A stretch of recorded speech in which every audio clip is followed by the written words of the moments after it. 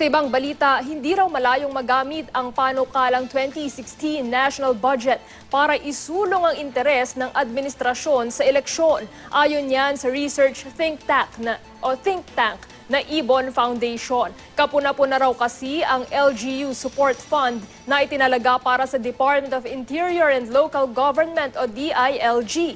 Lumobo ito sa 56 billion pesos mula sa dating 3.1 billion pesos. Iba pa ito sa internal revenue allotment na karaniwang natatanggap ng mga pamahalaang lokal.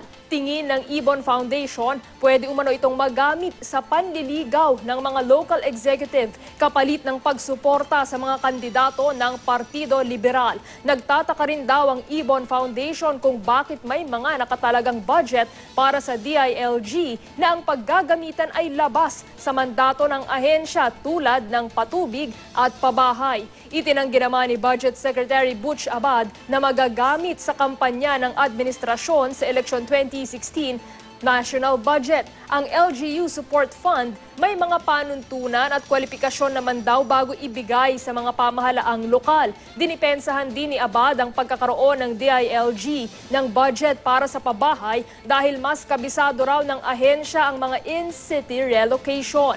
Sa panayam sa media kanina sa pagdiriwang ng ika-111 anibersaryo ng Bureau of Internal Revenue, tiniyak din ni Pangulong Aquino na hindi magagamit ang pondo ng bayan para sa kampanya sa eleksyon.